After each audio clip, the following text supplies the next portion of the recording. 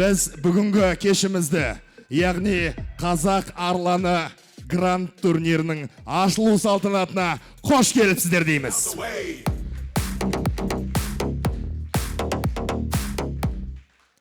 Және де кешімізді бастамас бұрын, құрметті достар, ортаға біз бүгінгі кешіміздің ең басты ұйымдастырушысын WBC тұжырымы бойынша әлемнің 2 дүркін чемпионы Мейірболат Тойтовты ортаға шақырамыз.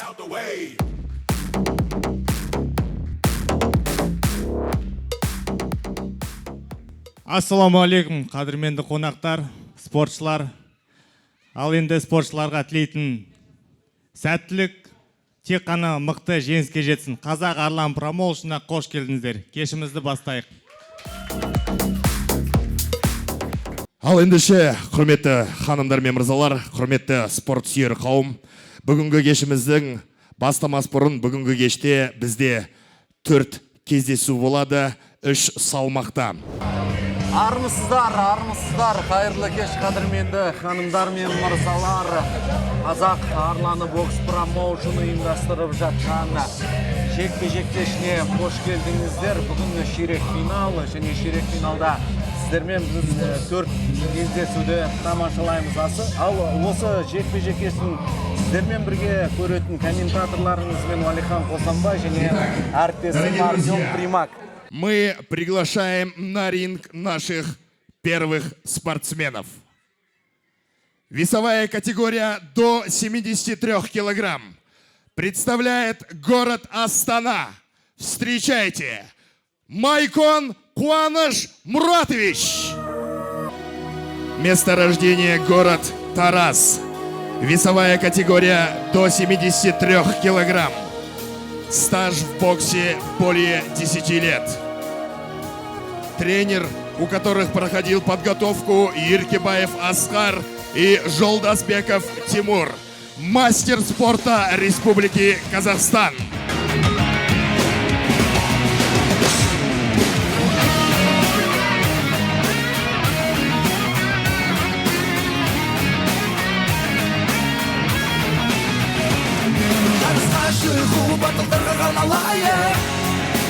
Рингке көкбұрыштағы спортшыны шақырамыз. Ортаға Мекебаев Алихан Айтунанұлы. Ақтөбе қаласы. Весовая категория до 73 килограмм. Мастер спорта Республики Казахстан. Ну что, друзья, встречаем бойца из синего угла. И это Мекебаев Алихан, 2003 года рождения, из города Актюбе. Весовая категория до 73 килограмм. Мастер спорта Республики Казахстан.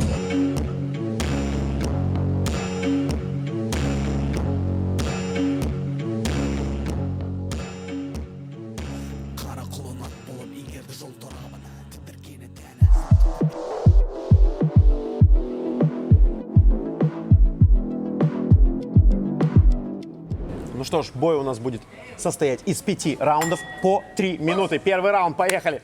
Бірінші раунд, өздеріңізді көріп отырсыздар, Қуаныш Майкон, бойы биік.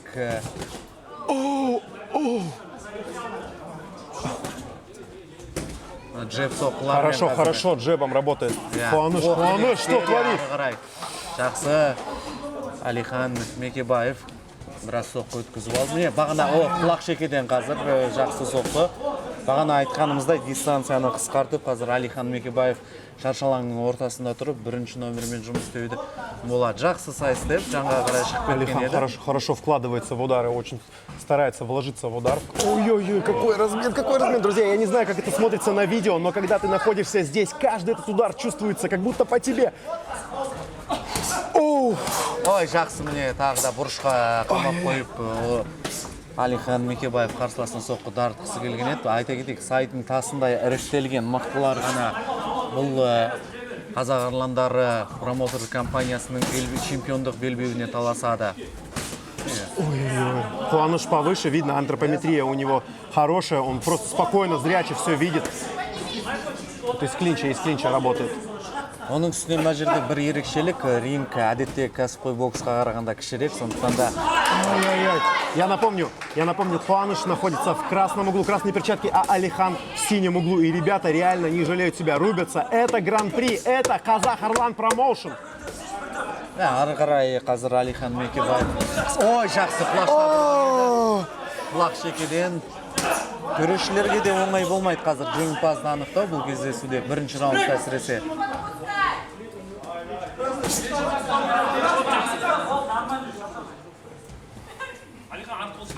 Бірінші раундтың соңғы минуттары. Парни хорошо дышат, я вижу, нормально, пока что хорошо, первый раунд. Функционалды дайындықтары мықты.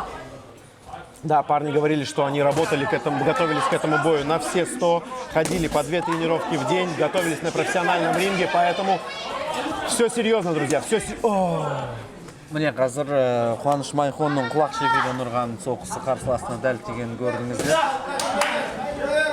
Қуаныш қарсыласының ағына көніп кетті де қазір джеб соққыларын көп жасап жатқан жоқ. Ой-ой-ой. Прямо под дых. Вкладывается в каждый удар Алихан. Главное, чтобы у него хватило сил, конечно. У нас 5 раундов, я напомню, по 3 минуты.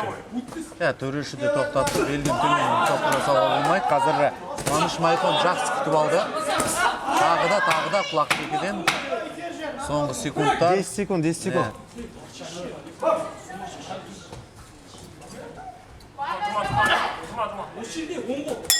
Және бірінші раунд аяқталды.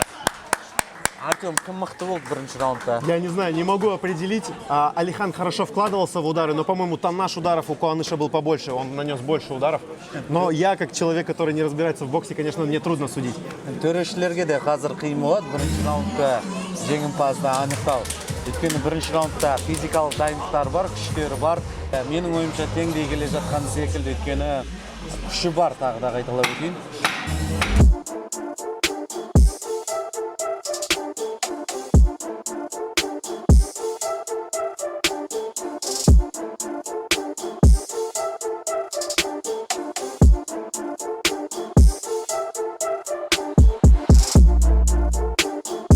Как же для бойцов быстро прошли эти секунды.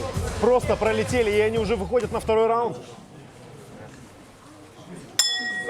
Екінші раунд, сонымен Қуаныш Майхон әдеттегідей екінші номермен алыстан деп оған ақыл кеңесті де айтып жатқан естіп отырсыздар, негізі дұрыс. Ой, құлақ шекеден жақсы соққы. Какой мощный, акцентированный. Соққы көтере алады екен, екі боксшы да әйтпесе Алиханның да Қуаныштың да мықты соққыларын көріп жатырмыз. Қазір арқаның жегіне тақап. Спокойно. Да. Просто самайдан соққы болды. Нокдаун емес. Я первый раз вижу это все так близко. Это так сочно. Вам всем нужно оказаться здесь, друзья мои. Парни не жалеют друг друга, работают на износ. Сегодня здесь никто не отсиживается. Сегодня здесь только работа. Көк соққысы да Қуаныш Майхонның жақсы тиді. Я просто вижу, как в замедленной съемке, как будто как от парней отлетают капли пота от каждого удара. Вау! Оның үстіне Артем, сізді рингтің жанында отырсыз, керемет көрініс, вью өте жақсы. Чуть-чуть парни как будто начинают сдавать немножко, да? Уже, нужно немножко отдохнуть, передохнуть. Может быть в клинч. Ай-яй-яй. Так можно? Клинчтен шыққан кезде соққымен шығуға болады. Дөреш тоқтатқан жоқ өткені. Міне, қазір күш кетіп жатыр екі боксшыдан да, және клинч көбейеді енді.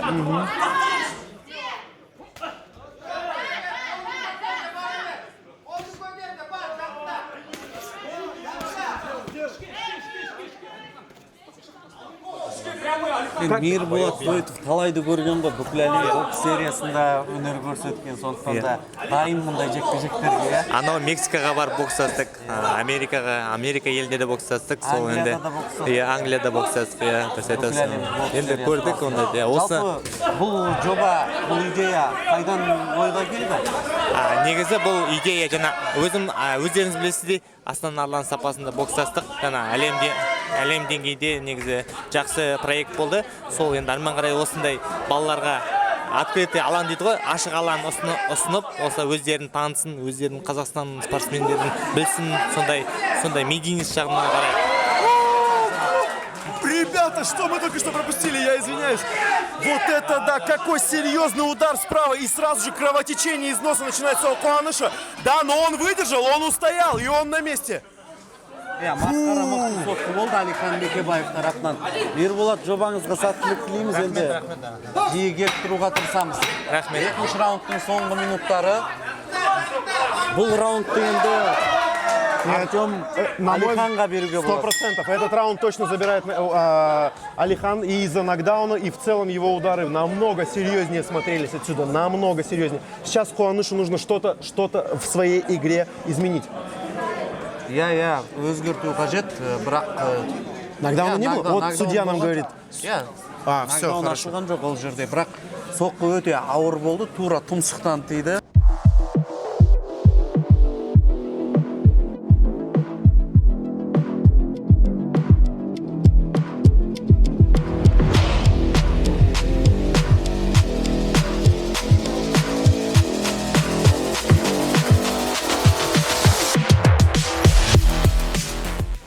Хорошо, что рядом с нами есть как раз-таки судья первым номером. Скажите, пожалуйста, пару слов.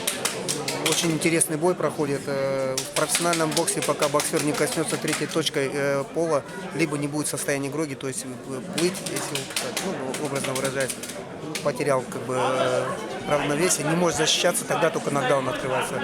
Был сильный, очень мощный удар, но нокдауна не было. Рефери не открыл нокдаун. Очень конкурентный, хороший бой. Керемет жоба, ұйымдастырушының өзінен, төрешіден тікелей пікір алуымызға мүмкіндік бар. Алихан Бекебаев, біздің пікірімізше екінші раундты өзінің пайдасына. Ну что, посмотрим, сможет ли Куаныш переломить игру в третьем раунде. Ну а Алихан настроен на победу. Он уже как зверь, который видит добычу! Зверь, который видит добычу. И сейчас... Это и есть настоящий бокс. Прямо здесь, прямо для нас. Фу.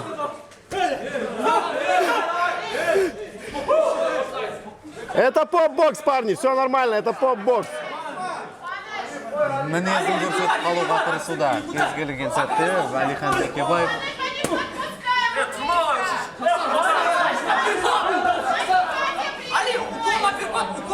Қуаныш Майком болса біраз соққы өткізді, біраз шаршап та қалды, әсіресе бағанағы тұмсығынан өткізіп алған соққыдан кейін.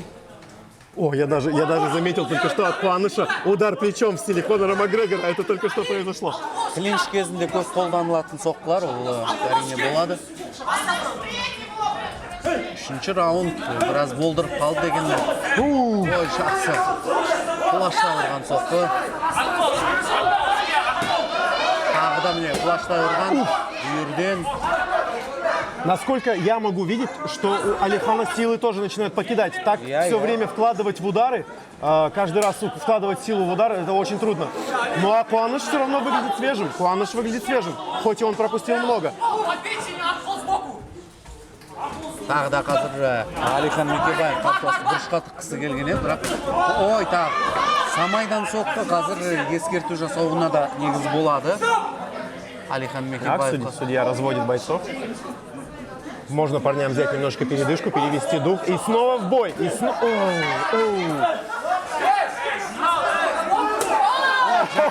Какая левая от Алихана! Еще раз! Хорошо, в углу поджал Алихан. Посмотрим, что будет делать Куаныш. Апперкота не работает. Ақтөбенің арланы мінезін көрсетіп жатыр. Так, бойцам нужно слушать судью. Спокойней, спокойней, парни. Ох, жақсы апперкот. Хорошо вошел. Прям на стыке и сразу с клинча удар. Уалихан, вы уже много раз видели бокс и много раз видели его так близко. Как вам конкретно этот бой? Как вам, парни? Енді жігіттер жас, жігерлі, жанып тұр, көздерінен от көреді. Шегініп жатқан жоқ, мықты жекпе-жек. Бірінші айқас үшін өте жақсы. Ойда, және бір қазір. Каждый раз. Хорошо, парни. Үшінші раунд аяқталды.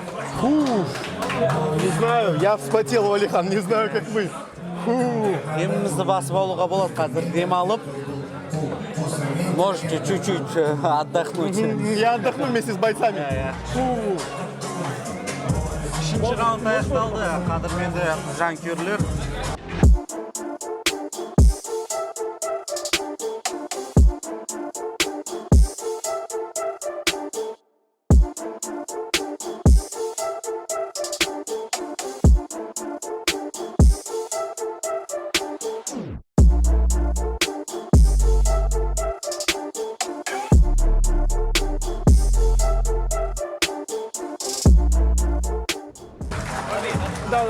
Қазір қатмендер Қуаныш Майқонның мұрнынан кетіп жатқан қан тоқтату керек.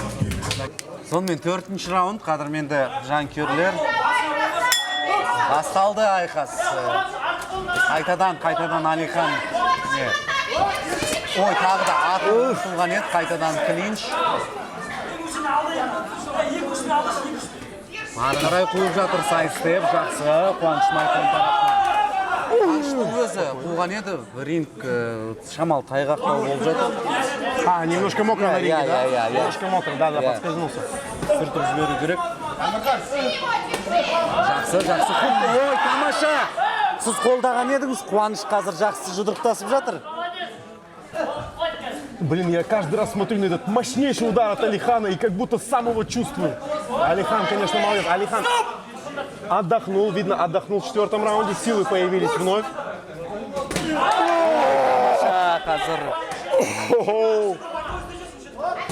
Я не знаю, ребята, что вы там смотрите, свой хардкор-боксинг? Что за хардкор-боксинг? Казахстан Орлан Промоушен, вот что такое поп-бокс. Ой, жақсы апперкот.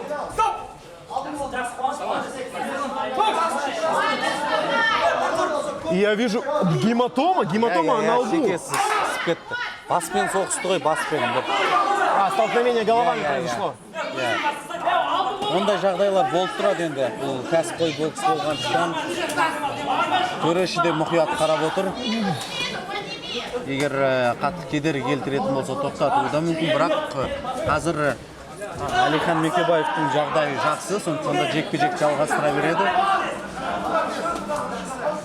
Я, конечно, не судья, но как будто конкретно 4-й раунд Қуаныш пока что прибирает к рукам. Посмотрим, как 4-ші раундта Қуаныш бағана айтып өткен еді.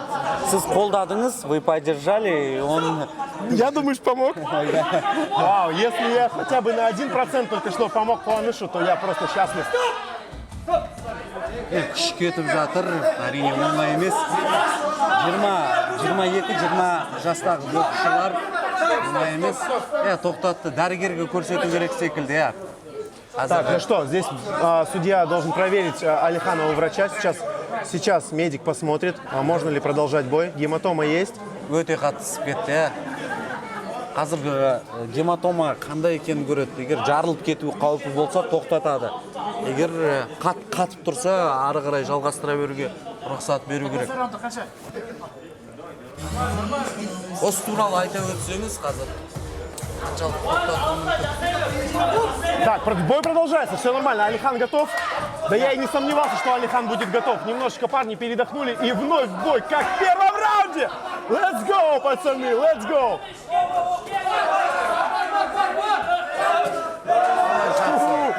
Мощнейшая левая от Алихана. Мне кажется, левая у Алихана короночка. Хорош! Тоннаж ударов.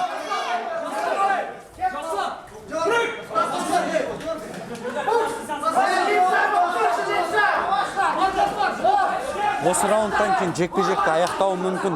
Өйткені гематома ары қарай жалғастыруға мүмкін. Не продолжится? Аяқтауы мүмкін.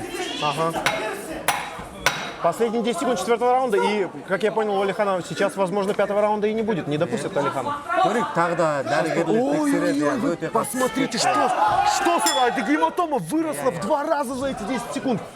О, Господи, теперь я болею за Алихана. Вау, какая гематома, Алихан. Оны дәрігер шешеді. Негізі үлкен гематома басында көп боксердің байқамай басында соғылған сияқты. Дәрігер қабылдау керек ондай шешімді.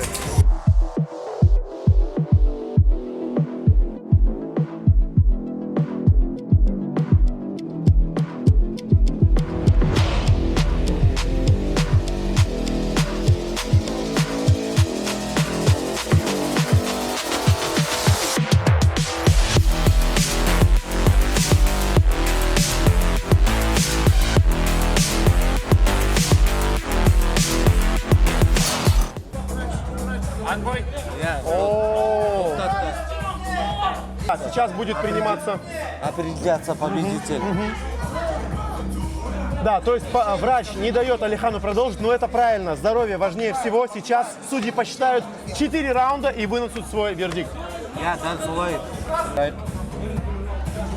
Жеңімпаз кім болатын? Жартылай финалға шығады. Бұл кездесуде жеңіске жеткен. Және жартылай финалдық жекпе-жектер. Да, и сейчас решится, кто пройдет в полуфинал из пацанов. Гран-при у нас очень серьезное. Думаю, что все зрители, а здесь сегодня собралось, хоть и зал у нас маленький, да, мы начинаем с маленького зала, но посмотрите, как много зрителей здесь, и они, думаю, получили большое удовольствие от первого боя. Толық ауыздан барлық осы кештегі әділ қазылардың есебі бойынша, бір ауыздағы есебі бойынша 4-ші раундтан кейін жеңіске жеткен көкбұрыштағы Мекебаев Алихан Айтунанұлы. Shake that ass for me. Come on, girl, shake that ass for me. Shake that ass for me. Oh, girl, shake that ass for me. Shake that ass for me. Come on, girl, shake that ass for me. Shake that ass for me. We about to have a party. Алихан 40-36, так закончился раунд. То есть все 4 раунда забрал Алихан? Вау. Мне казалось, что первый раунд точно был законышем, но судьям мы, конечно, ничего не можем сказать. Бой ұнады ма? Осы жекпе-жекті ана Ақтөбеден жол келіп, Алланың қалауымен осы бойды жеңіске жегіп атын. Осы рахмет айтарым бар. Әке-шешеме және өзінің тренеріме Ғалымжан Курымбаев, Ақтөбе қаласының тренері.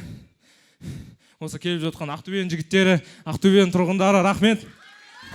Врачтың жұмысы болғанымен шамалы ашуланып кеттім. Кешірім сұраймын. Рахмет.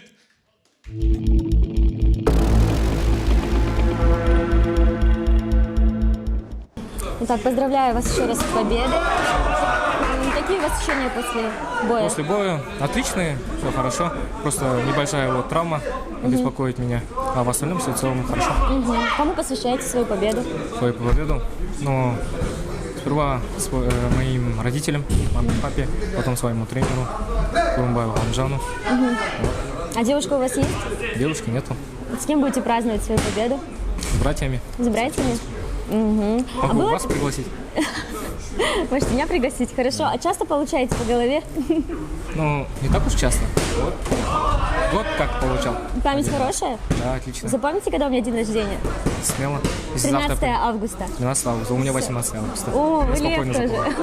Прикольно. Хорошо, я подумаю.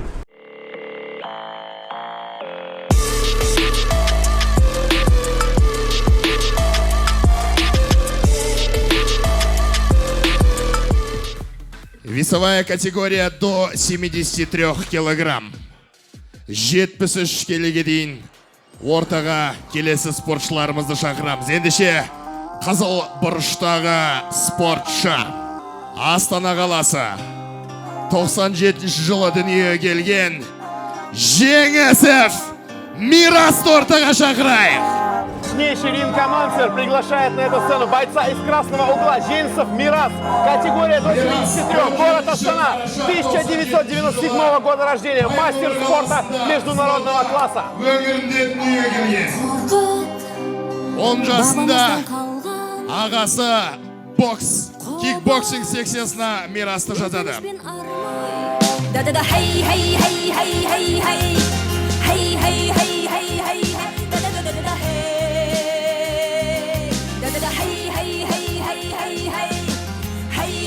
Ханымдар мен мырзалар, біз ортаға келесі спортшымызды шақырамыз.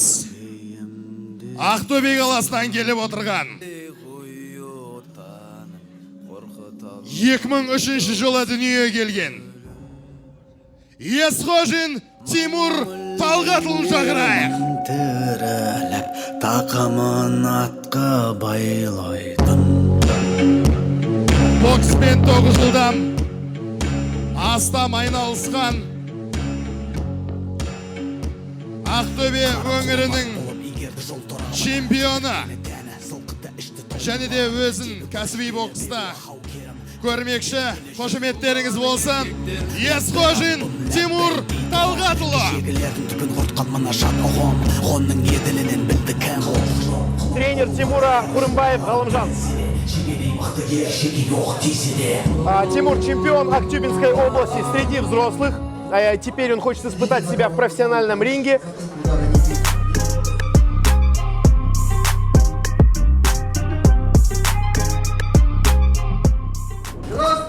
Ақтөбенің арланы Астананың Арыстанына қарсы деп айтсақ та болатын шығар. Жекпе-жек басталды. Мирас сары спорттық киімде шаршалаңға шыққанын көрдіңіздер. Тимур Есқожин қара. Әзірше аңдып жатыр алғашқы минуттарда. Мирас жақсы күтіп алды. Жеп соққылармен жұмыс істеуде.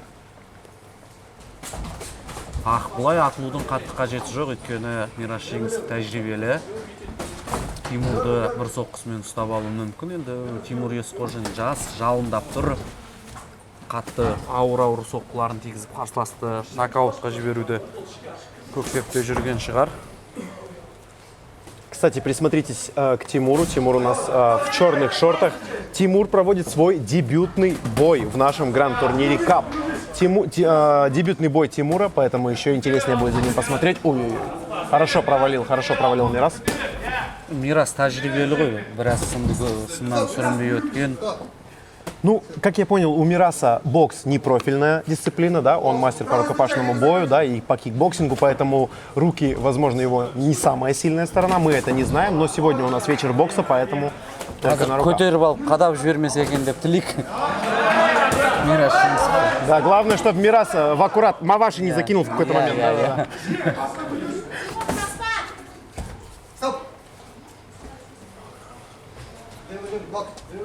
Бірінші жұпқа қарағанда ақырында бастады. Мирастың қазір хук соққысы.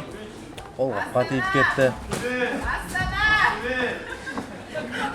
Зрители немножечко друг другом развлекаются. Кто-то кричит «Астана», кто-то «Актюбе». Жанкүйерлер арасындағы дуэль, батл. Может быть, чтобы зрители... Да, я как раз к этому и вел. Чтобы зрители между собой не шутили, хочется, чтобы они смотрели на ринг. Ребятам нужно что-то сделать. Нужно быть пожестче, возможно. Это поп-бокс. Здесь нужно показывать себя, парни. Хорошая печень. Мирас жеңісі. Ары қарай шабуыл өріп өткен еді.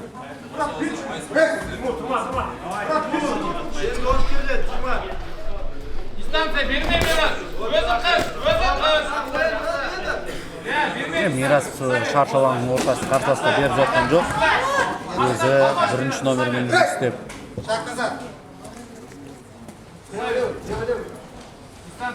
Знаете, Уалихан, я смотрю на этих парней до 73 килограмм, я сам вешу 86, но мне кажется, что они такие большие, такие сильные.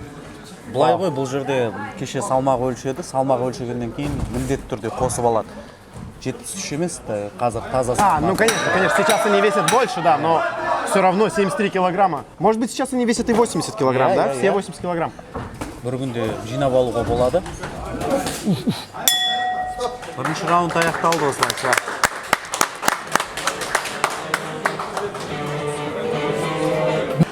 По сравнению с первым боем, здесь парни начали спокойно, да, никто не бросался во враг.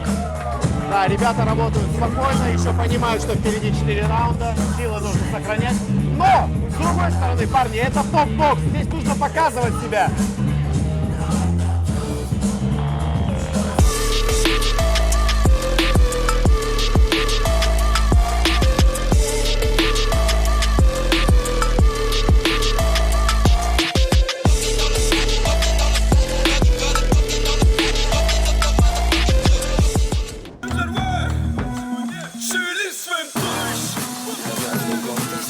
Құрметті достар, бүгінгі кештің серіктестігі Додо Пицца және де Винчестер Барбершопқа алғыстарымызды білдіреміз. Және де ПВВ Альянс.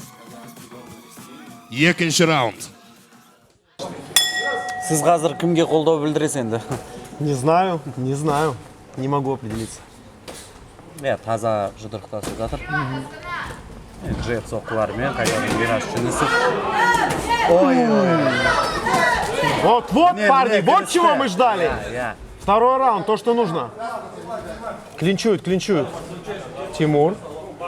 Возможно, в клинче ему даже немножко чувствует себя получше, чем на дальней дистанции. Ну а Мирас работает в такой сложной, серьезной манере, ручки держит, все хорошо, взгляд сосредоточенный.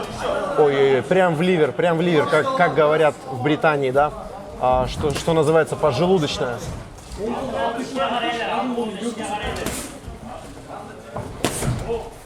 Тимур вкладывается в удары, хорошо, поджал сейчас к углу, клинчуют парни, судья не разводит, значит можно поработать, можно в клинче поработать. Нет, не хотят парни работать, окей. Не могу определить, кто из ребят держит инициативу. Төрешілерге де қиын жекпе-жек бұл. Вы как думаете, Валихан? Мен де айта алмаймын. Өйткені теңдей өтіп жатыр. Мирас шаршалаңның ортасын алғанымен Тимур Есқожин жауап беріп жатыр оған. Құлаштай ұрқаны қазір құлақ шекеден. Өзі де өткізіп алды Мирас Жеңісовтың. Тағы да клинч. Мирас Жеңісов қазір күтіп алғысы келген еді. Болмады. Сәтсіздеу. Обменялись ударами по затылку, парни. Ну ладно. Ой, жақсы. Сол қолмен. Тағы да. Как я вижу, челюсть у Женисова Мираса хорошо работает. Просто скушал этот левый удар, не почувствовал.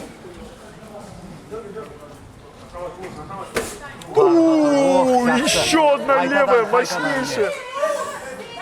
Тимур Есқожин таймингті өте әдемі, керек кезінде соққы жасап жатыр. Несмотря на то, что это его дебютный бой сегодня. Вот, надо не забывать об этом. Тимур молодец, хорошо работает. Бұлай атылудың қажеті жоқ. Мирас Жеңісов жақсы күтіп алды.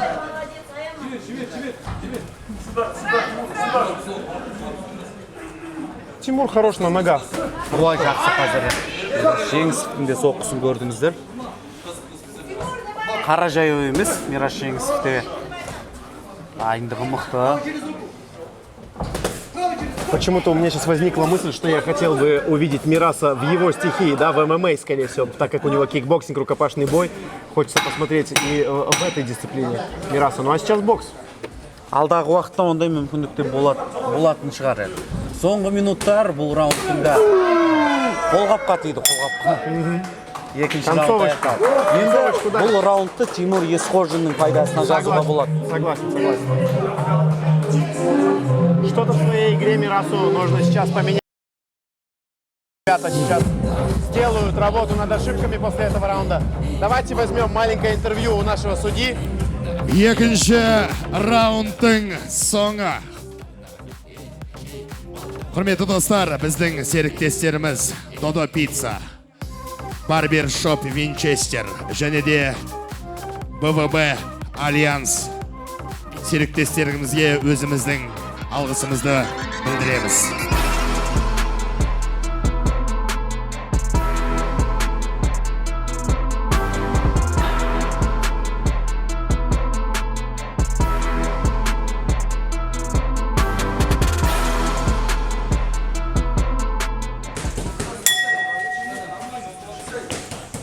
Итак, третий раунд, дамы и господа.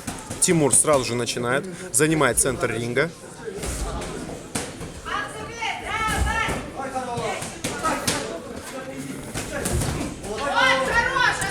Уже второй бой Астана против Актюбе, и в первом бою Актюбе одерживает победу. Ну а что, как закончится этот бой, мы еще посмотрим. Знаете, Женисов Мирас выглядит сосредоточен. Ой-ой-ой, какой размен, какой размен. Это то, чего мы ждали, друзья. Всегда было интересно, когда люди говорят бойцам спокойно, спокойно. В этот момент они же максимально неспокойны.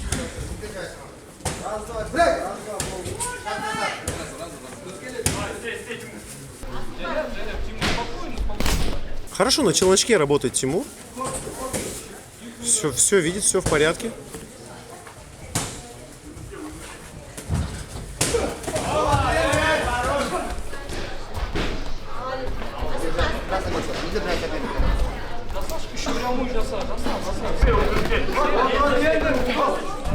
Наскакивает Тимур.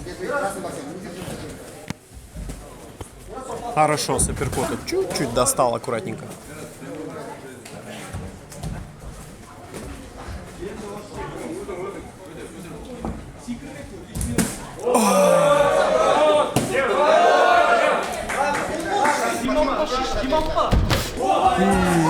В каждый удар сейчас вкладывается Тимур. Он хочет завершить досрочно или что? Он не хочет больше боксировать, он хочет закончить это в этом раунде. Я мне казалось. Өте жақсы соққысы. Дәлкейді және нокдаун.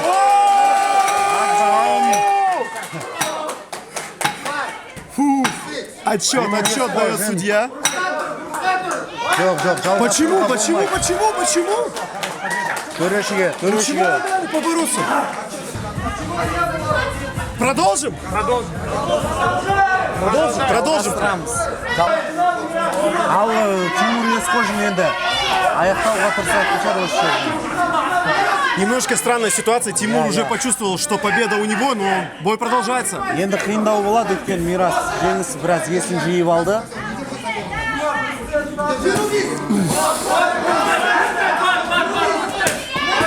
Ой, тағы да міне қазір Тимур Есқожиннің соққылары.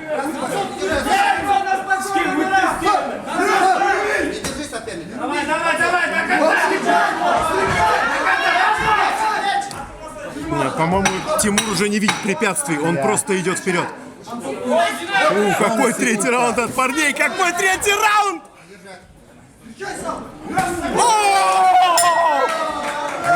Бұл раундта аяқталды. Тимур Есқожиннің үстемдігімен аяқталды. Это настоящее удовольствие, друзья мои. Находиться здесь — это настоящее удовольствие. Раунд аяқталды. Это не та драка за клубом, которую мы часто видим. Здесь все профессионально. Настоящий бой двух мужчин, двух батыров.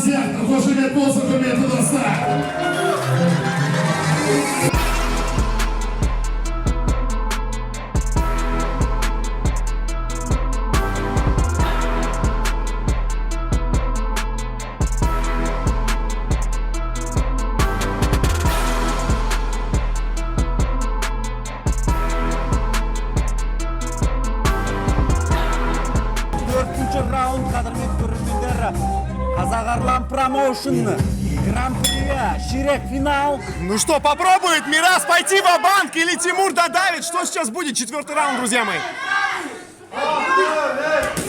Құлаштай соққысы. Шаршады. Ай-ай, Хорошо. Мирас жеңісіп. Бірақ қараңыздар, жастың асты, жас Тимур Есқожин шегінуді мүлде ойынан шығарып тастаған. Знаете, только что Мирас как будто по-спортивному разозлился. Я увидел это в его глазах после пропущенного удара. Хорошо, да, все так.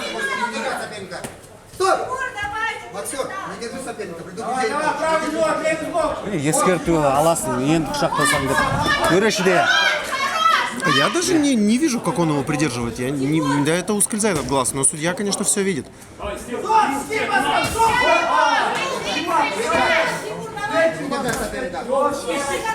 На выходе попытался апперкотом, но не попал немножечко Тимур. Мне нравится, как Тимур с наскока начинает свою атаку. Бір комбинациясы, клинч. Троечка, троечка.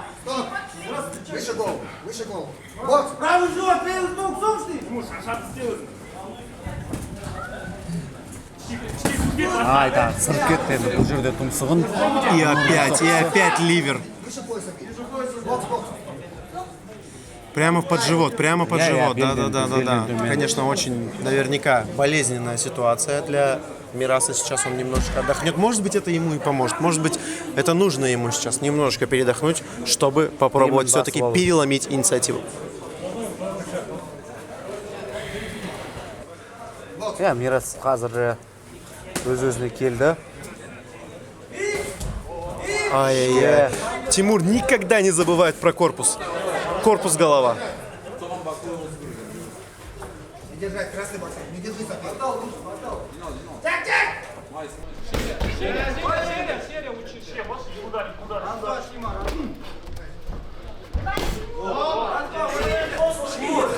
Ой, жақсы!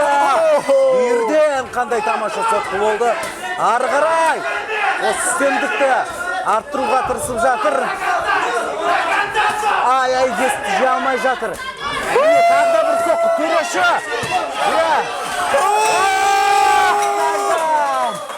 Отчет! Нокдаун отсчитывает судья. Бірақ гонды құтқарады қазір. Уалихан, я не знаю, что у актюбинцев с левой рукой, но уже два актюбинца. Бітті. Все, конец! Тимур Есқожин. Құрметті достар, бүгінгі кешіміздің екінші кездесуінде жеңіске жеткен. Ну что, пока что в городском противостоянии Актюбе против Астаны. Актюбе ведет 2-0. Я закончу свою мысль. Я не знаю, что у актюбинцев с левой рукой, но оба бойца работают так сильно левой. Вау. Мощно. Ну и отдадим должное. Женисов Мирас — это не его основная дисциплина. Он все-таки рукопашник. Он кикбоксер. Он не в своей стихии, поэтому все произошло так, как произошло.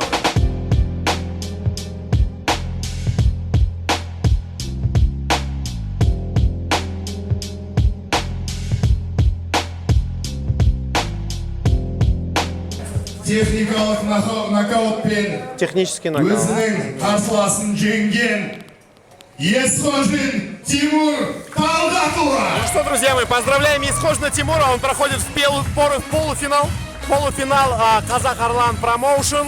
Поздравляем. Ну и, конечно же, скажем Женисову Мирасу, чтобы он возвращался сильнее. Тимур Ақтөбе қаласынан келіп отыр. Енді бүгінгі кештегі ең алғашқы кәсіби жеңісің көрермендерге айтар сөзің бар ма? Ассаламу алейкум рахматуллахи ва баракату. Құрметті боксер қауым, альхамдулилля, ең алғашқы жекпе-жек бәрі уақытымен, қаншама қиындық болды, қаншама тер төгілді. Бірақ Алла көреді бәрін, біліп жүріңіздер әрқашанда. Бәрі ниетке байланысты. Соны қайық, міне сопернигіме уважение, респект үлкен. Потому что мынандай жерге шығудың өзі үлкен жүрек керек. Ал ол жүрек оңайлықпен бермейді, анау адамға бермейді ол. Соны білеміз, Ақтөбе жігіттері біледі, нағыз жүректің қандай болатынын. Мың алғыс осы Мерболат ағаға. Көптен көп рахмет. Осындай профессионалды жекпе-жек өткізіп жатқан приздарына, міне Алла қаласа, иншалла осы пойызды елімізге байлаймыз деп тұр. Көп рахмет сіздерге, қолдарыңыз мықты болсын. Жеңісіңіз тағы да құтты болсын.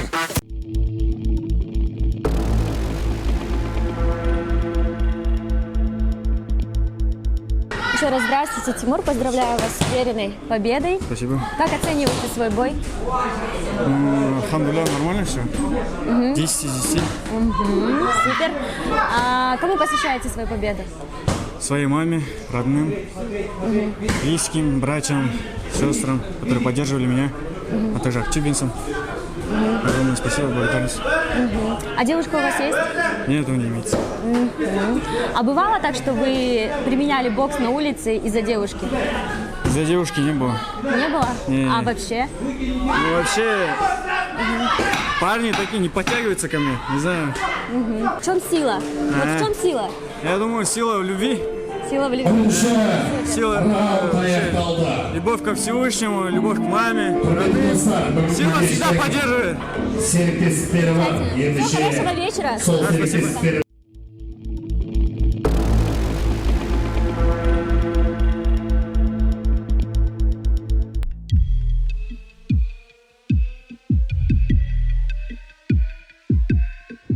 Встречаются спортсмены до 80 килограмм. 80 келіге дейін жүктегі спортшыларымыз кездесетін болады. Ең алғаш Қызыл бұрышта Шымкент қаласынан келіп отырған 96 жылы дүние келген Әбдіхалық Мұхамедті шақырайық. Не хочу пропустить начало. Лови мелодию так, как я ловлю, так, как я люблю. До 80 килограмм в центр приглашается Әбдіхалық Мұхамед, мастер спорта по боксу Республики Казахстан, а также является продолжителем боксерской династии. Его отец Мырзагелді Гарифолла, также его тренер. Мұхамед является призером чемпионата Республики Казахстан. Был в составе сборной города Шымкент.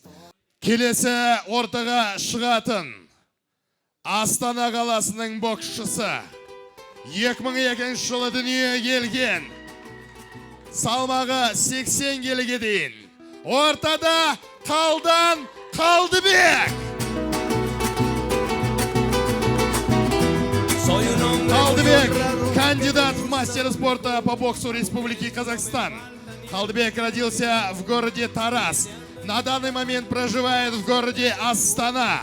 Начал заниматься боксом в 14 лет.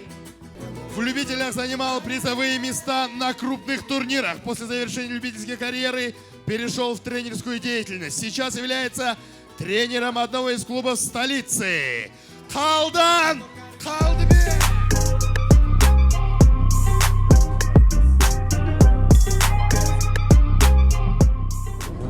Қазір біз сіздермен бірге тамашалаймыз.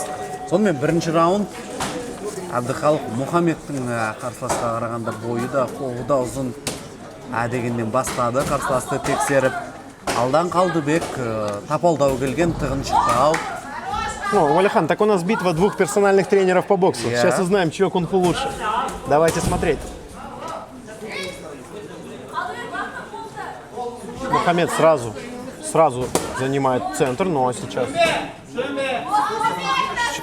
Прямо в центре, ребята, просто стоят... Ой, жақсы Әбдіхалық Мұхамед тарапынан. Техникасы ашығын айту керек, Қалдан Қалдыбектен жоғары. Так называемые сайд-степы, да? Ойнап жүр міне, қараңыздар. Посмотрите на ноги, как работает на ногах Мухаммед. Мұхамед Али сияқты ойнап жүр, шаршалаңда. Руки опущены, Рой Джонс здесь. Өз-өзіне сенімді Әбдіхалық Мұхамед бұрыштарды қиып қарсыласты қазір қатты алысқа жіберіп жатқан жоқ. Көрсеттім ғой, Нико Али Уолшты ұқсай ма екен, Артем? Нико Али Уолшқа ұқсай ма екен? Ага. Я не знаю такого боксера. Мухаммед Алидің немересі міне? Немере, это что такое, внук? Внук, да. Настоящий внук. Да. Очень похожи они с Мухаммедом, да. Вы знаете, я нет-нет посмотрю на нашего судью справа, и он всегда такой счастливый. Мне кажется, он тоже... Вы кайфуете от этого сейчас, да? Так, ребята, ну что, вернемся на ринг, да? До 80 килограмм. Все-таки бой серьезный. Хорошо достал сейчас Қалдан Қалдыбек. Бір соққы. Бапкер де айтып жатыр, осындай бір-екі соққымен ұстасаң, Әбдіхалық ойнамай қояды деп. Хорошо, Қалдыбек не потерялся вообще. Спокойно тоже работает, ручки подняты. Бірақ мұрны қанап кетті. Да, немножечко есть. У ребят разный стиль, очень разный стиль. Танкі, былайша айтқанда Қалдан Қалдыбек алға қарай жүру керек. Стиль танка, да? Да, а Мухаммед работает на спокойном. На ножках, очень легкий, хоть и 80 килограмм. Ол даяққа тұрмай. Ой, жақсы! Оң қолмен қазір сайыстып, жанға қарай. Қорғанысы мықты болғанмен, Әбдіхалық бәрібір бұзып өтіп жатыр, оны мойындауымыз керек. Через руки, прям через руки все удары. Не знаю, пройдет ли этот бой всю дистанцию, но судя по первому раунду, ребята не жалеют друг друга, работают на полную. Никто не экономит силы.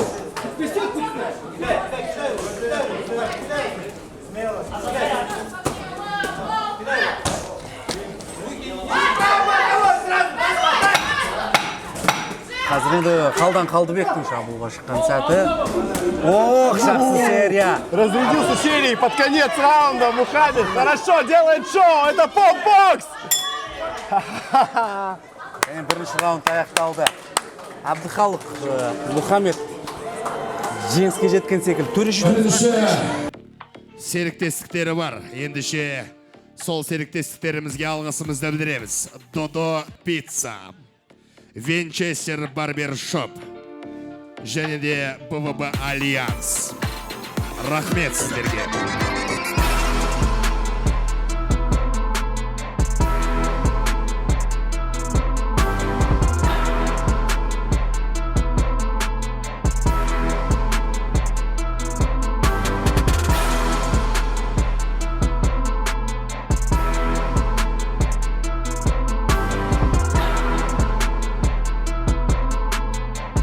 Қадірмен жанкүйерлер, ертең әлеуметтік желіден көріп жатсаңыздар, келесі шоуға келіңіздер. Бұдан да қызық болайын деп тұр.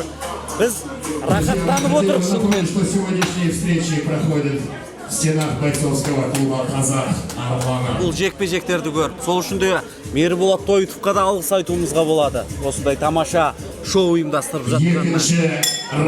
Екінші раунд. Видны покраснения на лице Қалдыбека, но я думаю, это ему никак не помешает поработать во втором раунде. Ну а Мухаммед начинает в своей уже привычной для нас манере. Оның үстіне Мухаммед Абдыхалық солақай қарсыласқа ыңғайсыздау мұндай солақай боксшылар жанға қарай шығып кеткен сәтте. Какой оверхенд есть? Головкиннің сиінде ғой. Оверхенд хороший. Прямо в лоб, прямо в лобную вот эту поверхность. Абдыхалық мүмкіндік беріп жатыр. Қаншалықты қауқарлысың, қаншалықты мықтысың. Как же точно, как же точно. Ну, видно, что Мухаммед, конечно, из боксерской династии, да, у него просто бокс в крови, действительно. Бізде әйелдерде де бокс маманы екен, мына жақта ақыл кеңестерін әдемілеп айтып тұр. Қыздар действующий бокста жүрген қыздар ғой. Боксшылар, бірақ любитель несінде. Бұларды алла жазса, может, осынан арман қарай өздері, может, қызығушылықтан танытып жатса, мүмкін ғой, әрине, бәрі мүмкін. Көрейік, ол кезде де тамаша шоу болатын шығар. Көрерміз. Ну что, вернемся на ринг. Как любит пользоваться апперкотами Мухаммед. Хорошо их наносит и доводит до цели очень часто. Но Қалдыбек, посмотрите на Қалдыбека, он просто занял центр ринга и спокойно работает, его вообще не смущает, ничего не смущает. Вот, спокойно с джеба идет.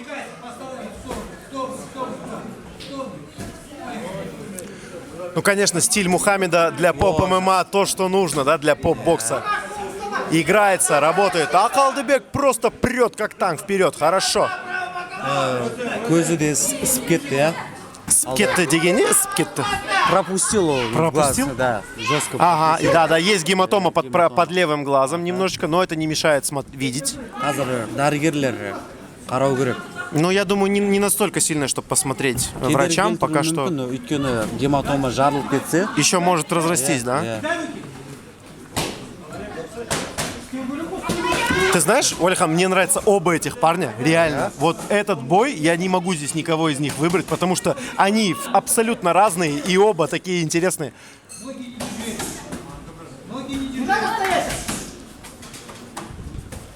Джеб. Ашып алуға тырысып жатыр қазір. Ішке күтпеген жерден, я. Хорошо, сейчас прямо под глаз. Достал, Қалдыбек, достал.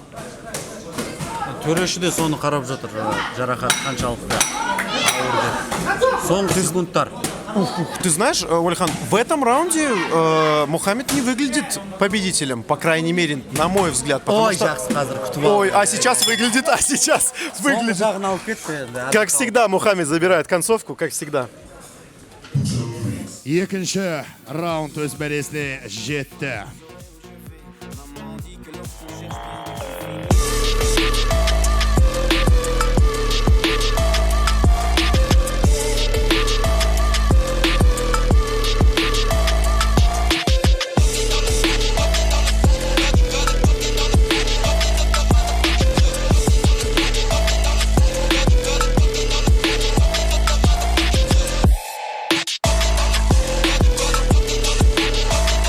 Катмендер қазір жақсылап жұмыс істеді.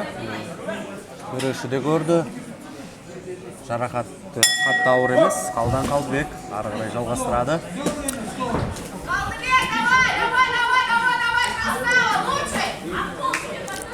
Мухаммед, я напомню, представляет у нас юг Казахстана, город Шымкент, солнечный, а Қалдан Қалдыбек...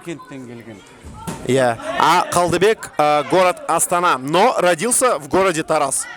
Вот так, южное дерби у нас. Міне қазір Әбдіхалық өз дистанциясын тауып алды. Осы жерде жұмыс істеуге болады.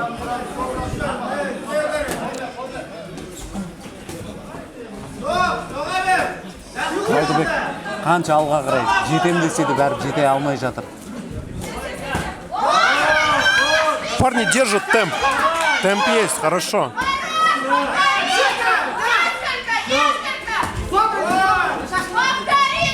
Әбдіхалық Мұхаммед бар күшін салып жұдырықтасып жатқан жоқ секілді.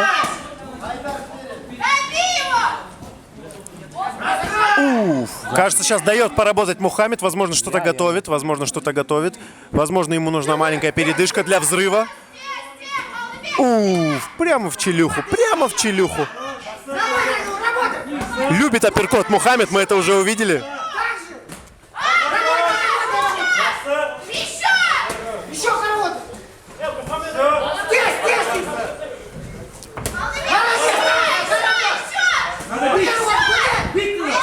Енді керісінше Әбдіхалық Мұхаммед қарсыластығына еріп кетті стиліне.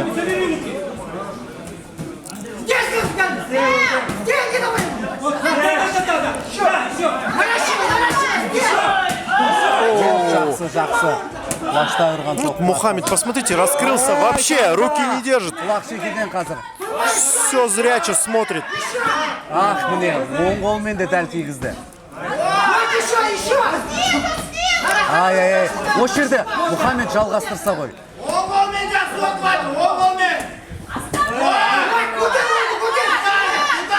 Комментаторлар керек емес секілді. Не нужны, да. Здесь и так все хорошо. Я просто сейчас подумал о том, что я хотел записаться к Мирбулату Тоеву тоже на секцию, да, но после этого что-то я не хочу никуда записаться. Братан, я хотел к тебе на секцию записаться, к тебе, но после этого боя что-то неохота, брат. Не, надо попробовать. Кажется, меня уничтожат, братан. Не, может, уровень с начинающего начнем. Потихоньку поднимешь, все. Потом, может, захочешь. Ты не тяни меня, не тяни, это опасно.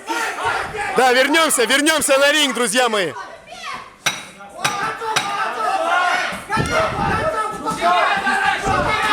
Я думаю, что... Ой-ой-ой, что тут говорить? Просто в размене происходит сейчас. Третий раунд. Ну что, 60% боя прошло, осталось 40, еще 2 раунда.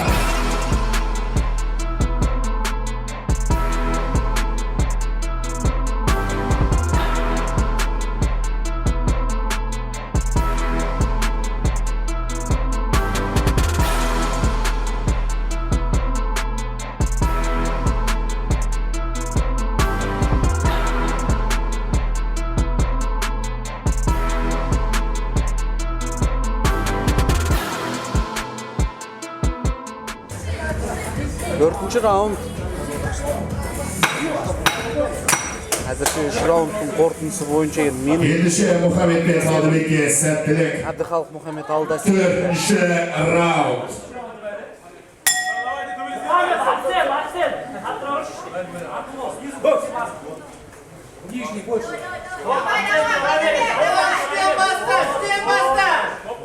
Аяққа отырып алып қазір Әбдіхалық Мұхаммед джеб соққылармен жұмыс істеп жатыр. Қалдан Қалдыбек жақындатып та жатқан жоқ. Бір орында тұрмай, жақсы апперкот. Тіпті қазір Әбдіхалық қарсыласына қарап та жүрген жоқ, сезіп жүр. Жақсы! Қазір апперкот.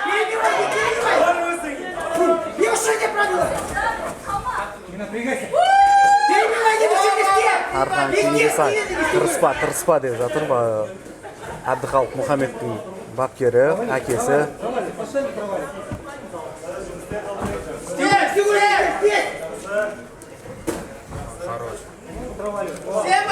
Әлі бір нақты соққысын тигізген жоқ Қалдан Қалдыбек бұл раунд барысында. Ну что ж, а к нам в комментаторскую будку подходит чемпион высшей лиги по КВН Рымбаев Олжас, а также Мажит Алихан. Олжас, как тебе бой? Бой просто нереальный, братан. Это просто нереально. Просто... За кого болеешь, брат? Честно. Говори честно. За Мухаммеда. За Мухаммеда? За Мухаммеда. Адильхан, за кого болеешь, честно? Тоже за Мухаммеда. Почему? Нравится его. Стиль, типаж. Он показывает красивый бокс. Но присмотритесь к Қалдыбеку, как он прет. Ему вообще просто... Да, молодец, вообще, до конца был.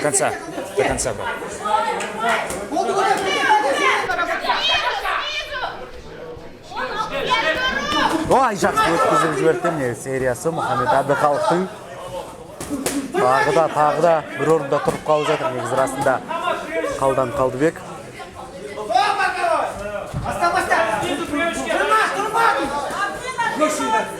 Әбдіхалық Мұхаммед мүмкіндік беріп жатыр қарсыласына. Жақынға, қашықтыққа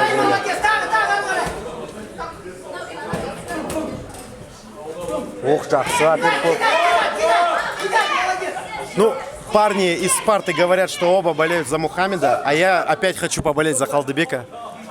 Хочу, чтобы Қалдыбек, нашел в себе силы, чтобы показал все, на что способен. Дәрігерлердің көмегі керек. Мұхаммедтің беті таптызы, соққы өткізген жоқ. Ондай бір қатты соққы өткізіп жатқан жоқ. Да, и кровь, которая на Мухаммеде, не его кровь, конечно, да. Продолжаем. И опять с апперкота своего любимого Мухаммед начинает. Қан тоқтамай жатыр. Так, ну что, второй раз в сегодняшнем карде мы просим помощи врачей Катманов. Сейчас посмотрим, можно ли продолжить бой. Ну, наверняка бой продолжится, просто остановит кровотечение. Сондай боксшылар бар. Біреудікінде бірден тоқтап қалады, біреудікі тоқтамайды. Ну, будем посмотреть, как говорится. Көреміз. Мухаммед танцует. Мухаммед? На рахате ғой. На рахате? Бәрібір деңгейдің аты деңгей, Мұхаммед Әбдіхалық өзінің қарсыласынан бір баш жоғары екенін көрсетті. На одну голову выше. Ну, я бы так не сказал, опять же. Я бы так не сказал. Ну что, можем продолжать? Я не сомневался, Қалдыбек снова в деле.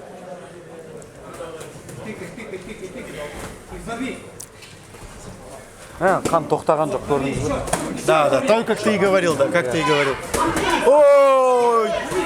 Орамал. Все, молодец. Не дали. Жекпе-жек бітті, боксшының денсаулығында ойлау керек бұл жерде. Согласен. Ну, как говорит тренер, это, конечно, нужно слушать. И здоровье всегда важнее. Это был классный бой от обоих ребят. Бескомпромиссность Қалдан Қалдыбека и мастерство Әбдіхалыка Мухаммеда. Бәрі болжағандай болды, қанды тоқтатамайды бәрі ондай кезде. Бұл жекпе-жекте уақытынан бұрын аяқталды. Техникалық нокаут әрине тіркеледі. Это кровь из носа Қалдыбека. Это то, что любит Мухаммед. Его апперкоты.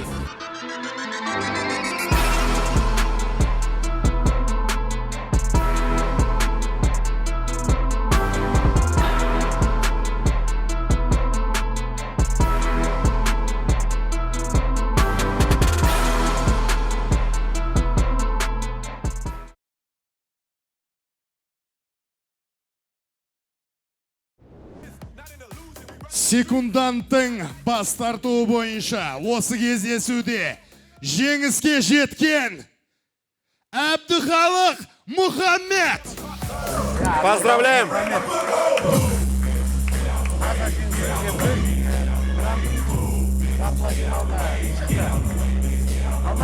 Дебюттық кездесуі кәсіби спортта, кәсіби бокста құтты болсын дейміз бүгінгі. Жеңісіңіз, қошеметтеріңіз болсын. Бүгінгі кездесуде негізінде Мухаммедтің өзінің ерекше стилі бар екен. Ендіше алдағы келе жатқан өзіңнің қарсыластарына бізді қарап отырған көрермендерге не айтасың? Ассалаумағалейкум барлықтарыңызға. Ең біріншіден өзім қарсыласыма үлкен рахмет. Өте жақсы бой, өте жақсы қарсылас болды. Енді барымызды финалда көрерміз. Жақсы бойлар болсын.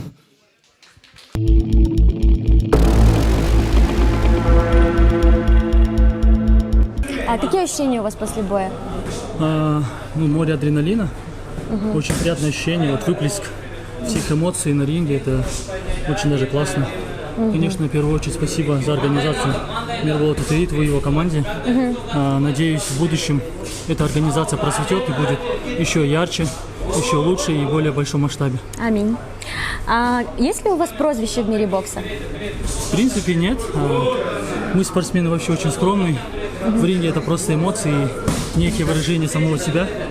А в основном никаких прозвищ нет. А прозвище, может, среди родных, близких, либо в детстве, может, как-то вас называли по-особенному? Нет. Нету? Девушка, может, вас как-то по-особенному называет? Тигр. Тигр? Ну, хорошо, Тигр, тогда сейчас будет череда быстрых вопросов с вашими незамедлительными ответами, хорошо? То есть, да, с двумя вариантами ответа.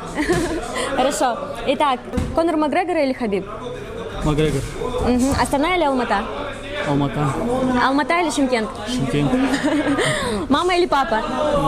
Тяжело. Как Нужно правая и ответить. левая рука. Нужно ответить. Пусть будет мама. Хорошо. Папа не обидится, да? Конечно. Свидание или тренировки? Тренировки. Вопросов нет.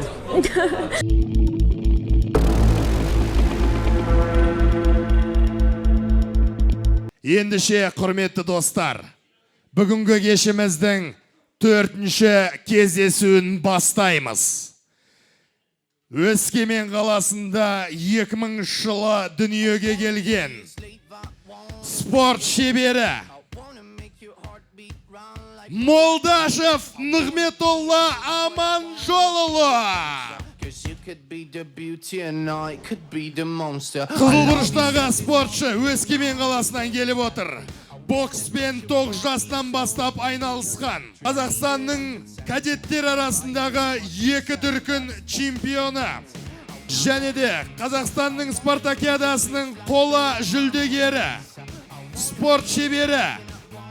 Алғашқы тренері Бауыржан Жалелев. Және де өзінің тренері Сақпан Дастан.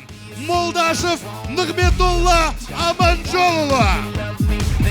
Көкбұрыштағы спортшыны шақырамыз. Орталық Қазақстан, Қарағанды, Майқұдық. 2002 жылы дүние келген спорт шеберіне үміткер. Оның рекорды 7-2. Ортаға Сабиров Нұрслан шақырамыз. Өзгелерден дара туған, өр намыстан жаратылған. Сабиров Нұрслан, Қарағанды қаласы, Майқұдық ауданында келген, Майқұдық ауданынан келген, бокспен айналысқанына 11 жыл. Алғашқы бапкері Дмитрий Виктор Константинович. Және де кәсіпқой боксты 2020 жылы бастап, қазіргі рекорды 7 жеңіс, 4 нокаут, 2 жеңіліс. Сабиров Нұрслан!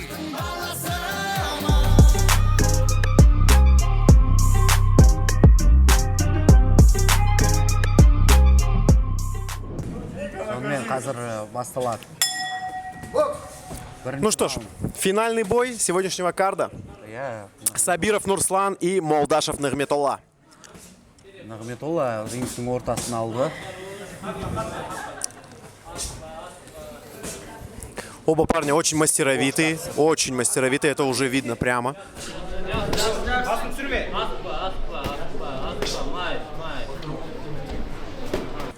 Ах, так, да. Нығметолланы қазір бүйірден ұрған соққылары. Мне нравятся шорты Нығметолла. Помните, как этот у камазистов-дальнобойщиков висит же мишура такая, мишура, да, сверху? Классные шорты.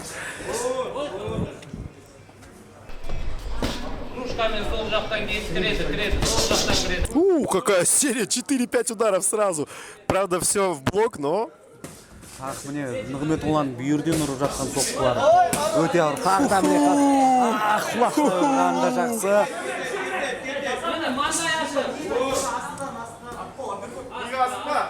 Да, теперь я понимаю, почему этот бой поставили в финале. Понятно, понятно. Бүйрегі қызарып кетті. Печень у него уже красный. 3 раза. Пробил, думаете?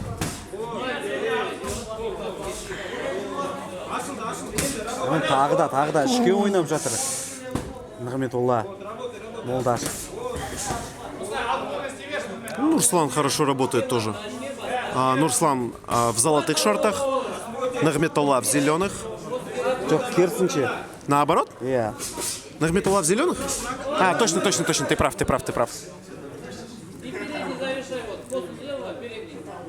Бер жағымыздағы Нығметолла.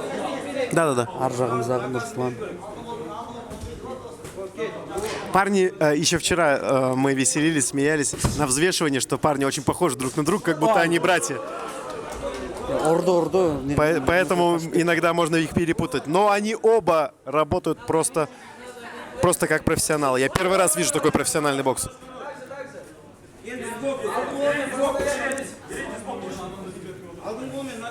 Тағы да.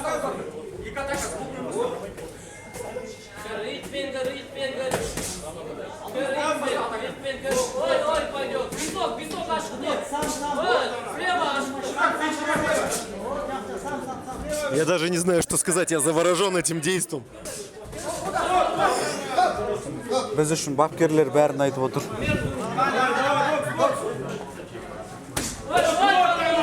Құлақ шекеден қазір.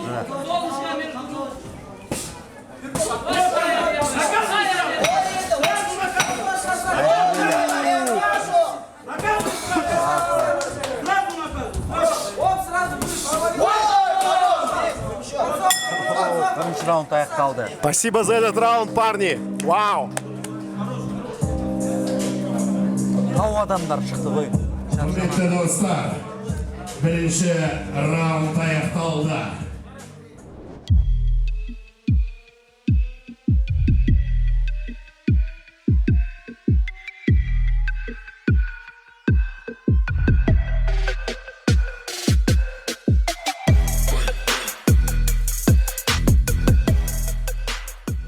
Кешіміздің басты ұйымдастырушысы, әлемнің 2 дүркін чемпионы Мирболат Тойтов.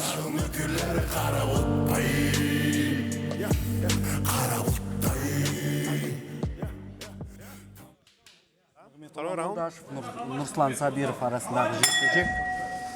Бірінші раундты басымдықты Мирболат, сіз кімге беретін едіңіз бірінші раундта басымдықты? Мен шыны керек вообще екеуіне де беретін. Вообще әдем бокс көрсетті. Бірінші раундтан бастап сразу. Кажется, это самый трудный бой для судей будет. Да. Я напоминаю, что у нас противостояние городов Усть-Каменогорск и Караганда. Нығметолла представляет Өскемен, а Нурслан — город Караганда. Майкудук. Кстати, у Нурслана есть проф-рекорд 7-2.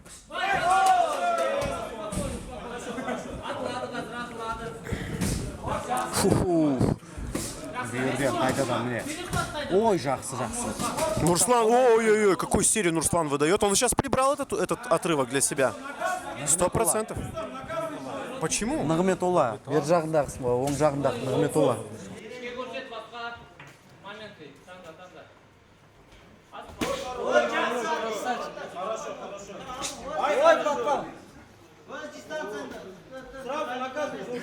Ну что, продолжаем. Үлгермей қалып жатыр Нұрслан Сабиров. Міне енді жетті. Бірақ апперкот Нығметолла Молдашевтың да соққылары жақсы.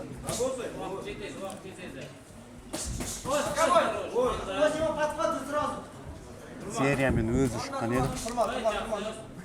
Нұрслан Сабировтың. Да, парни выступают в категории до 61 килограмма, но если этот акцентированный удар прилетит в тебя, тут уже будет трудно, конечно.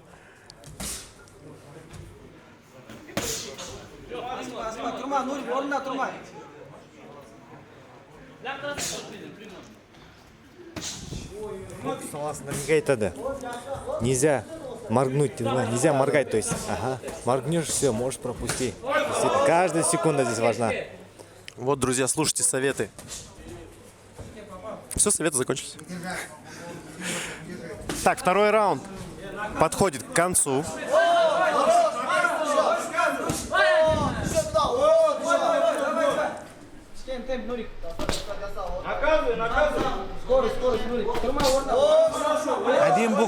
Один бокс.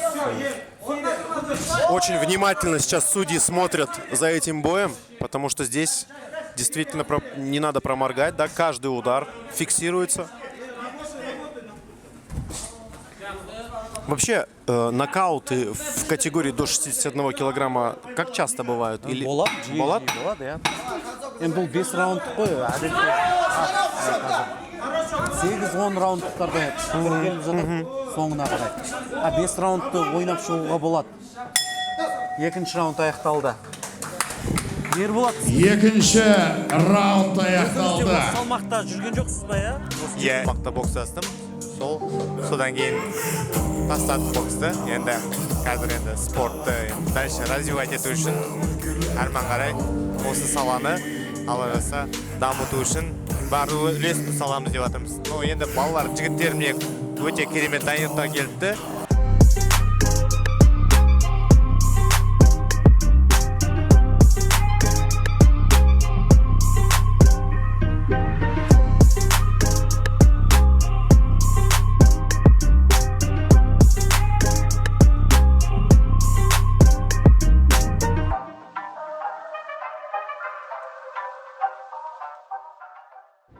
Әдем бокс, қазақтың стилін, тәжірибелері бар екенін көрсетіп отыр, екі бокс. Иә, дұрыс айтасыз. Негізі осындай жастарға міне мүмкіншілік берсек, алла жазса бұлар арта өздерінің мастерстволарын жаңағы арттырады деген үміттеміз сол.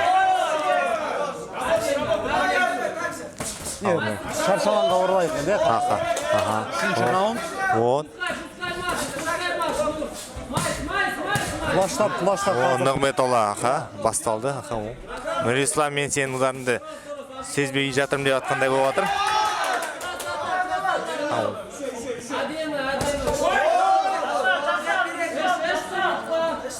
Бүйірден ұратын соққылар да қауіпті екен, Нұрметолланың, иә? Бірінші раундтың өзінде 3-4 мәрте тексеріп алды. Нұрисламның қорғанысы да жақсы екен, көрдіңіз бе? Екі жақтан да ударларын, тек қана Нығметолла ударларын Нұрислам өзінің блоктарына қабылдап жатыр, қолғабытарын дұрыс блоктар қойып жатыр. Міне. Мұнда енді кішкене больше хитрость керек та. Алдап кету, бұны алданып қалған жерін, мүмкіншіліктерін сразу қолдану. Ашып алу,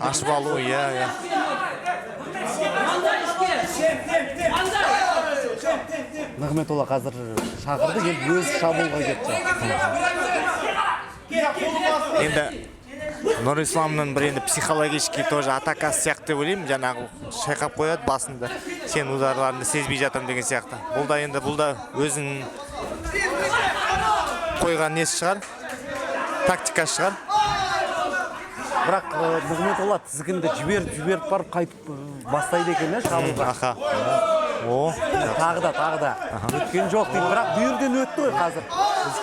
Таза өтті. Теолды қайтарды. Жақсы. Керемет тартыс болып отыр, Осындай кездесулер 12 раунд болса, шіркін. Тамаша болатын. 5 раундты енді бұл жерде нокдаун көруіміз қиындау ғой. Ашығын айтқанда өткен. Боксшылар бірін біледі. 5 раундқа сақадай сай. Бұл салмақта, әрине, бұл енді 5 раундқа дейін. Негізі 7 раундтан кейін уже сондай көп нокауттар болады негізі. Ника, у меня такой вопрос. Как эти парни встретились в 1/4? По-моему, они достойны финала. Да, действительно. Они достойны финала. С кем они встретятся в полуфиналах?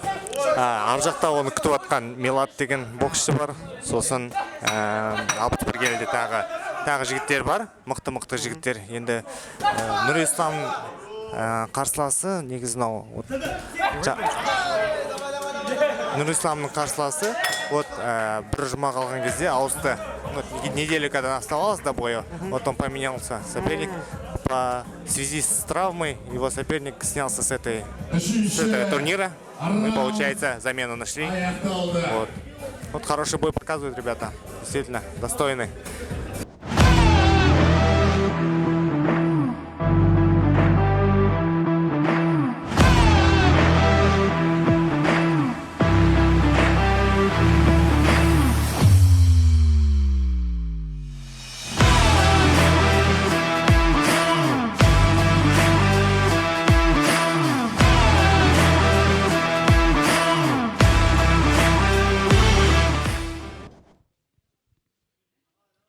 Төртінші раунд.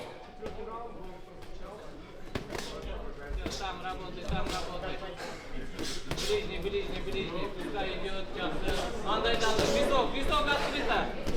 Вот, висок қалыр қазір. Мандайдан ұра бер, по виску. Жаңа қарай өтпеккісі келген еді. Я смотрю этот бой, они наносят такие сильнейшие удары, но на их лицах вообще нет боли. Как они это делают? Әбден үйренген ғой онда.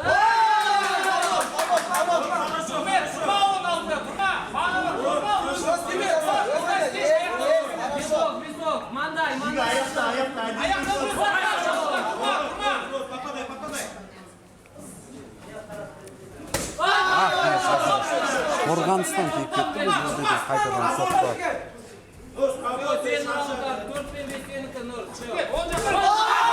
Артқа қарай, Нығметолла шегініп бара жатты, жасаған қоқысы да жайқиды.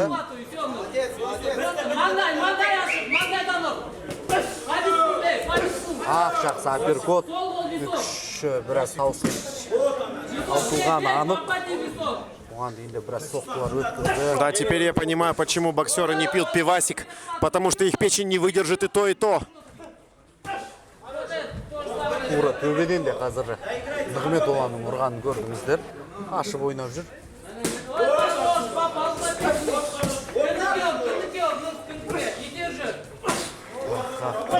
Бүйірден Нығметолланың қайта-қайта ұрғандары жақсы тиіп жатыр.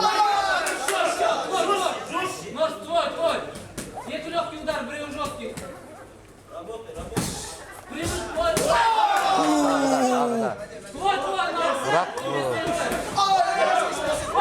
Ислам батып жатқан жоқ дейді қарсыластың ұрған соққылары.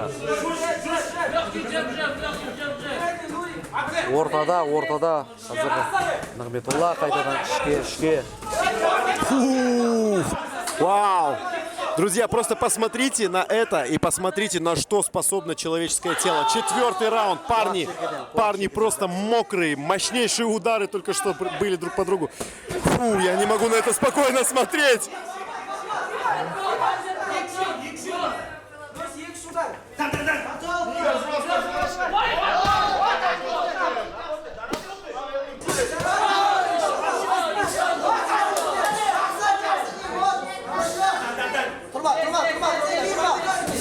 Жақсы артқа қарай Нығметолла. 10 секундтар. Да, судя по ребятам, ребята молодые сегодня во всем этом карде, да? У казахстанского бокса ничего... Не, я хотел сказать, что казахстанский бокс в хороших руках.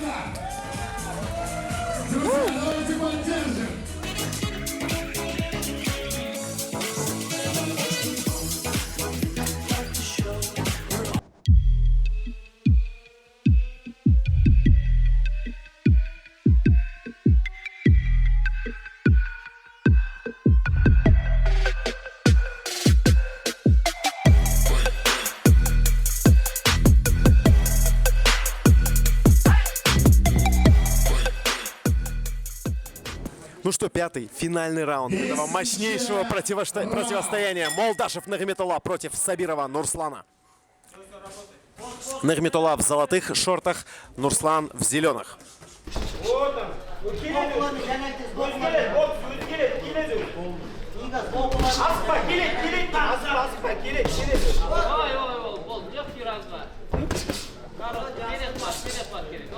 Вот, хорошо.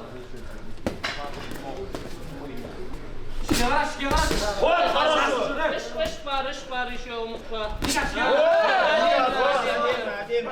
Мандай бар мені.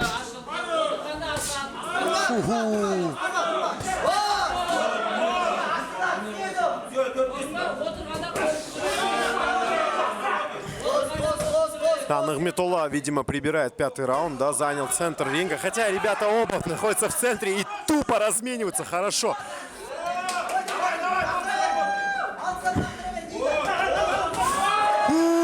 Пошли серии, пошли серии. Не видеть, пускай, пускай машет. Не видеть, пускай машет. Пускай машет. Хорошая левая. Дошла до цели.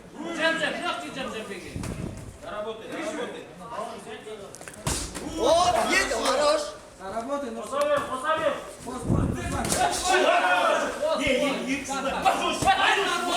Да, друзья, даже нечего тут говорить. Нужно просто досмотреть этот раунд. Максимальное внимание на боксеров. Больше удар, больше удар.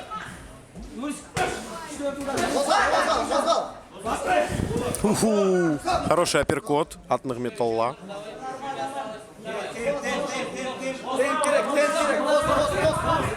Осталось немного, но парни выглядят свежими. Минута.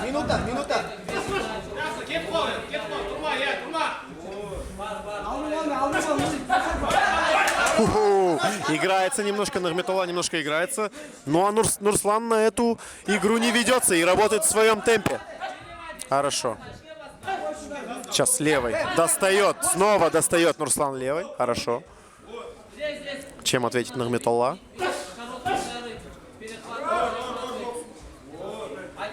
Я напомню, что Нагметулла в золотых шортах является мастером спорта по боксу.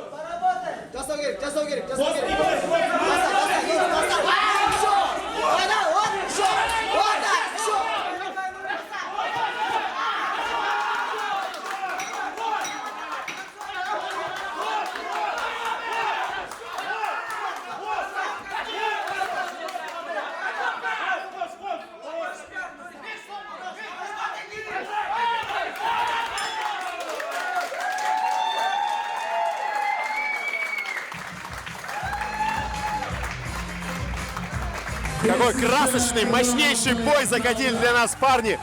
И сейчас все решение в руках судей.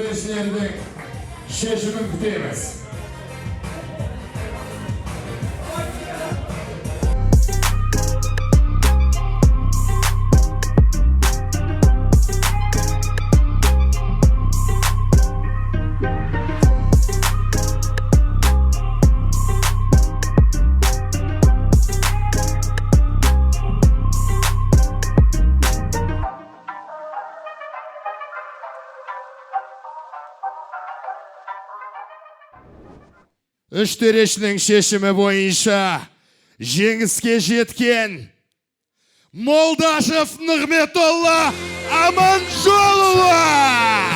Поздравляем Молдашева Нагметуллу. Он становится победителем в этом мощнейшем бою. Но что показал сегодня Сабиров Нурслан? И он, конечно, качает головой, говорит, что не согласен. Құтты болсын, жеңісіңіз. Сізде енді айтар бір-екі ауыз сөзіңіз бар дейді. Сонда сізден кейін енді бүгінгі кеште жеңіске жеткен сіздің сөзіңізді тыңдаймыз. Ал әзірше микрофон кезегі сізде. Ассалаумалейкум, Астана.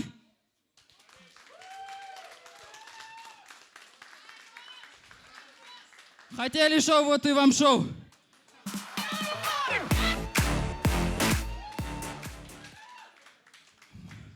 Нагметулла, братан, только уважение, красавчик. Красавчик. Хороший боксер. Брат, мен келіспеймін. Никак. Диктер это профи. Здесь не считают. Здесь чистые попадания считают.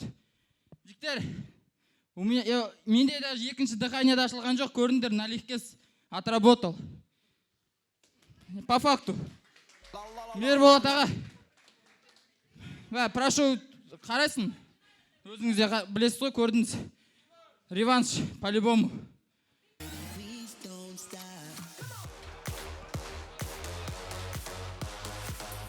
Кеш жарық, өте керемет жекпе-жек болды жігіттер. Өте бокс стилін, енді қазақ бокс стилін өте мынау шаш алаңға төктіңдер. Керемет дайындықпен келдіңдер жігіттер. Алда енді бұл төрешінің шешімі. Бұл жоба Алла жаса енді может Нығметолла чемпион болып поезды белбеуді қорғап жатса, бірінші претендент сен боласың. Ассалаумағалейкум. Осылай жекпе-жекке келіп бізге көрермен болғандарыңызға рахмет. Жеңіске жеткен бірінші Аллахтың қалауы, соған рахмет айтамын. Және де осы турнирдің организаторы Мирболат аға, сізге рахмет. Және де мен осы рингке алып шыққан, осы жарысқа алып келген Жақсылық Ильясов ағамызға рахмет. Және де жеке бапкерім Дастан Сақпанға рахмет айтып алғысымды білдіремін. Және де бұйыртса, енді осы турнирдің жеңімпазы болған деп ойдамын. Қарсылас қатты обида жоқ, молодец, жақсы бой болды. Рахмет барлықтарына.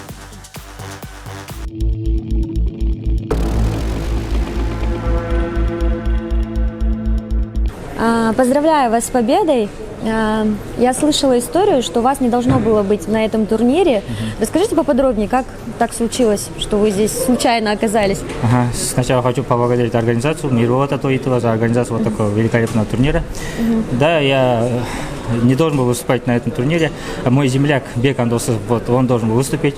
Он, получается, последние 2 недели на тренировке травму получил. И вот он предложил мне изначально. Я сразу принял вызов и как бы связался с Мирболатом Тоитовым и сказал, что я готов, в принципе, с любым соперником подраться. Всегда готов? Всегда готов. Хорошо, как вам ваш соперник? Один из сильных соперников в этом дивизионе, в моем весе, 61 килограмм. Я очень рад, что выиграл. У него какие-то возникли вопросы по поводу решения судей. Он не признал вашу победу? Я всегда готов опять принять вызов и реванш сделать хоть сейчас. Так что к сопернику лично вообще нет никаких претензий. Отлично. Хорошо. А сколько лет вы уже занимаетесь боксом? Я, получается, с 9 лет занимаюсь боксом. Ого. Мне сейчас 23. Сколько там надо посчитать? Давайте посчитайте, 14, проверим. 14. Хорошо. Вот вы уже давно занимаетесь боксом, более там сколько, 14 лет. Кто, Криштиану или Месси? Месси. Месси? Да, ага, Месси. Какой бой с ним запомнился вам больше всего? Месси бой, он же футболист. Вот, это была проверка, да, проверка, насколько много ударов вы получили. Видимо, хороший действительно был бой. Хорошо, теперь немного о личном поговорим. Что вы выберете, свободу или отношения? Или, может, свободные отношения? Свободные отношения. Свободные отношения, чтобы было больше времени для... Спорта. Для спорта. Для тренировок, для бокса. Хорошо, я желаю вам удачи. Спасибо большое. Побольше побед. Құрметті достар, осымен 1-4 ширек финалымыз соңына жетті. Біз барлықтарыңызды жартылай финалға 5 ақпан күні шақырамыз. Ал бізде жартылай финалда қандай спортшыларымыз өнер көрсететінін осы Қазақ Арланы промоушенның парақшасынан біле аласыздар. Және де бүгінгі кешіміздің басты серіктестіктері ол Винчестер Барбершоп, және де Додо Пицца, БВБ Альянс атты біздің достарымызға үлкен алғысымызды білдіреміз. Және де, құрметті достар, бүгінгі кешіміздің ең басты ұйымдастырушысы, әлемнің 2 дүркін чемпионы, дәл осы Қазақ Арланы бокс клубының негізін қалаушысы Мирболат Тоитов.